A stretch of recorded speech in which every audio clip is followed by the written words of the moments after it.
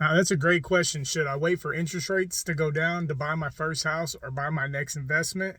Well, I'm going to go over 5 different things that may make you want to wait on lower interest rates.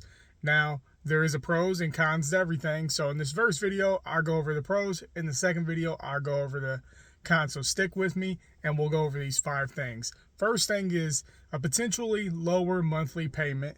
As rates drop, obviously the same loan will obviously cost less.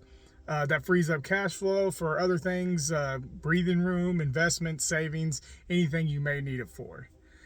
May have increased buying power. So you may be able to buy a house that you would not have been able to afford previously because interest rates were lower. It's going to make the loan lower. So it gives you a little more buying power.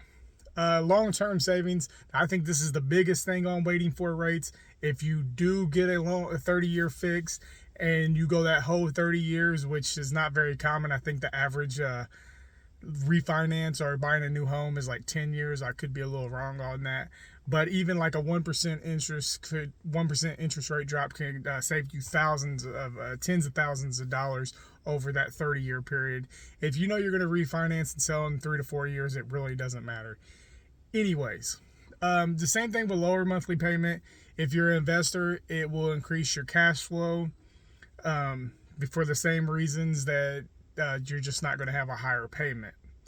Now, potential for later, just because now that you could get in the market a little earlier with this lower interest rates, you will have the potential for higher appreciation later. But we'll discuss that in the second video on how I feel about that. Now, like I said, my favorite thing in that is the long-term savings. So if you're gonna do this loan over a 30-year interest, or even a 15 would be great, just depending on what your plan is. One thing I will say is, don't make a decision on waiting for rates based on what the Fed says or what the president says, because statistics show that this thing is obviously variable. So you don't want to wait 3 or 4 years just for interest rates to go down. It's a lost time in the market. So that's some of the things we'll go over in the cons part.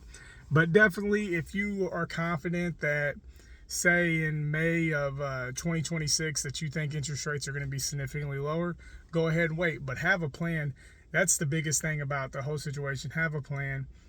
Know what your budget is. And do not base your decision all on pros and all on cons. Do your research. Talk to professionals that know what they're talking about. That would be real estate agents. Not all of them, trust me. Mortgage lenders. Not all of them, trust me. Find good ones and talk to them and be knowledgeable and make a good decision. And don't base any decision on what you see here on YouTube. I'm just a guy talking about my experiences with the research I did. Like I said, there's pros and cons to everything. So if you want to give a follow to or subscribe to the channel and check out the cons ones, I'll have that out in a couple days.